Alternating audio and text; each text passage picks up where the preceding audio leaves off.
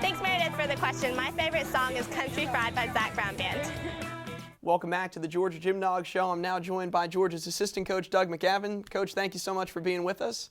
And Coach, a pillar of consistency here in Athens for the last 25 years, the first ever NCAA National Assistant Coach of the Year in 1998. Coach, looking at this year's team, obviously you have been through a number of ups and downs over the last couple of decades. This has been, I know Coach Jay Clark on the program always talks about how there's different paths to a championship. Looking at where this team is at the end of a rocky regular season, what is this year's path, and how do you see this team shaping up as we head to the postseason? Well, after graduating a huge class with Courtney Coupets and Tiffany Tolnay, it's always going to be considered almost a rebuilding year, but we've got a great experienced senior class, and we're bottom heavy with the freshmen as well. So the year played out a little rough at the beginning just because of the variables and the unknowns. We've had some growing pains, and things have really come together pretty well here at the end of the season. Well, let's take a little trip back now, again mentioning that you've been here for 25 years. What stands out for you when you look at a career like this where you see Honda Award winners and national champions come through here with a great deal of regularity? What moments stand out for you looking back at your time here in Athens? Well, in the past 25 years, we've won 10 national championships and 16 SEC championships, so there's quite a number of memorable moments. But for me, probably, I've got a couple. Our first national championship in 1987, we beat Utah, who had won the previous 6 and the first 6 of the NCAA championships. And so that was special because we came out of nowhere as an underdog. There were several teams that were really poised to make a mark on the sport. Utah, of course, having 6 in a row, and then UCLA was a big team. Florida was poised to win a championship as well, and we came out of nowhere first. Then probably the next most memorable moment was 1993. It was the first year of the Super 6 championships where we competed as teams 2 days in a row, which nobody was really sure how that was going to happen. And the second day we scored a 198, which is a 9.9 scoring average. We had 5 individual national champions on that team.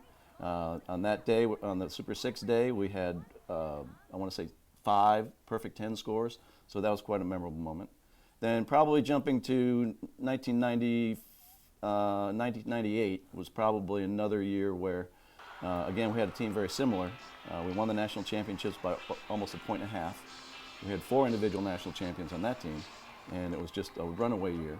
And then probably in 2005, when we were in a rebuilding year, we had 1 senior, 1 junior, 2 sophomores, and a bunch of freshmen, and we started out the year losing 4 straight.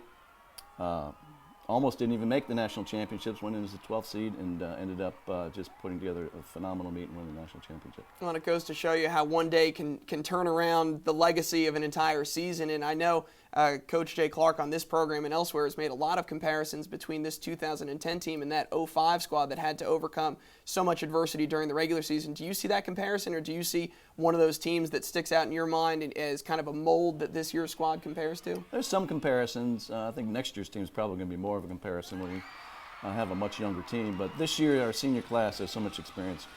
Grace Taylor's national champion and 3-event first-team All-American. Marcia Newby's All-American. And you have Courtney McCool, who's a national beam champion. National floor champion, the runner-up in the balance beam. So we have a lot of experience in that group. But that's only half of our lineup, and the rest of the lineup, that's what's going to make the difference in our championship run. Well, obviously, Coach, that even keel paying off. 25 years here at the helm as a Georgia gymnastics coach in Athens, and thank you so much for taking the time to be with us today. Thanks much, Kevin. All right, we'll take a break. When we come back, before we close out the show, we'll again look to the 2010 SEC Championship in Jacksonville, Florida, when we continue on the Georgia GymDog Show. The Dismount of the Week brought to you by McDonald's Rich Velvety Hot Chocolate. This week from Senior Day, it's Kat Ding, the sophomore, with a 9.975 on bars, her double layout stuck landing, earning her second 9.975 of the season. And that's the Dismount of the Week, brought to you by McDonald's. Drop by drop, pure, refreshing. A trickle becomes a stream, flowing from the source.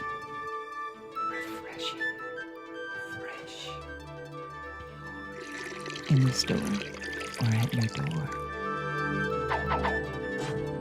Millwood Springs. Countdown to the NC2As brought to you by Melwood Springs, and this week we're just going to kind of brief you on the format for the SEC Championships. It is a meet that is full of bye rotations, meaning that there are 4 teams on the floor at any one given time, while 3 other teams are on bye stations between an event. You also do not know what event you will start on, and it is based on a random draw. And that is Countdown to the NC2As, brought to you by Melwood Springs.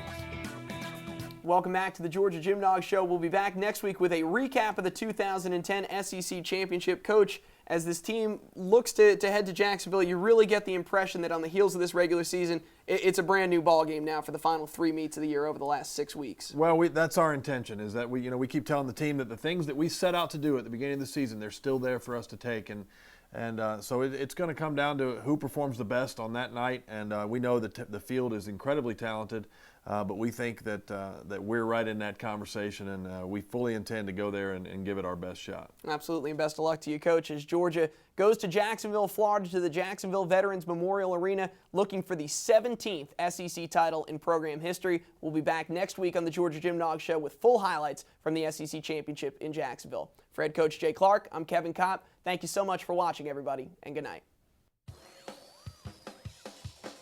The Georgia GymDog Show has been brought to you by Melwood Springs. Melwood Springs from the Blue Ridge Mountains of North Georgia. The 10-0 Booster Club. The 10-0 Booster Club, the official booster club of the Georgia Gymnastics team. Athens Orthopedic Clinic. Athens Orthopedic Clinic, serving Georgia athletes for over 40 years. And by Alpha Factor. Alpha Factor, the official gymnastics apparel worn by the Gym Dogs.